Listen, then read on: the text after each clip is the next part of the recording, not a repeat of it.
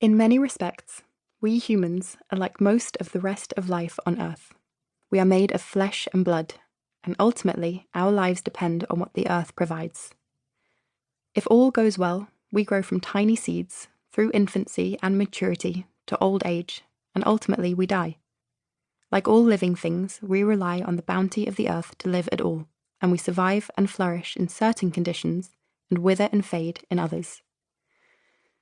There is one way, however, in which we are remarkably different from the rest of life around us, and that is our unique powers of imagination. It is because of our ability to imagine that we don't live in the world as other creatures do. We create the worlds in which we live. This is not to say that no other creature on Earth is capable of imagination or has any form of imaginative ability. But certainly none comes close to showing the complex abilities of imagination that humans have. While other creatures communicate in their own distinct ways, none comes close to the virtuosity of human speech. Some may sing and dance, but they don't perform spoken word poetry or multi-act ballets, or coordinate flash mobs. They may gaze at the night sky, but they don't estimate the negative energy of black holes or build miraculous craft to travel in space. We do. So far as we know, we are the most inventive creatures ever to walk the Earth.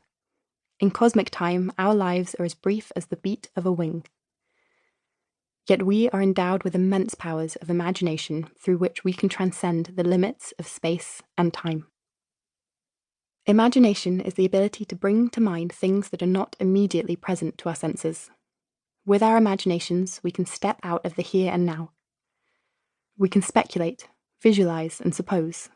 We can revisit the past, anticipate the future, see as others see, and feel as others feel. Imagination is multifaceted. It includes the ability to have mental experiences that can be described as imaginal, bringing to mind images drawn from real experiences. For example, your mother's hair or what you ate for lunch yesterday. Imaginative, bringing to mind images of things you have never experienced, such as a green dog on roller skates or a vision of how you might spend your next vacation. And imaginary, confusing imaginative experiences with real ones, like in a vivid dream or hallucination. Because our imagination allows us to envision the future, it is an essential part of being able to shape and build it. Applied imagination. You could be imaginative all day long without doing anything about it, and as such, nothing would ever change. To make use of our imaginations, we need to take them one step further. We need to be creative.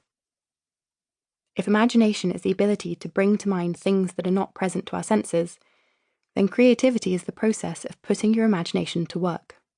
It is applied imagination. Imagination allows us to envision alternative possibilities, and creativity equips us with the tools to bring them into existence. I define creativity as the process of having original ideas that have value. This definition is based on the work of the All Our Futures group, and it includes 3 key terms to note: process, originality, and value. 1.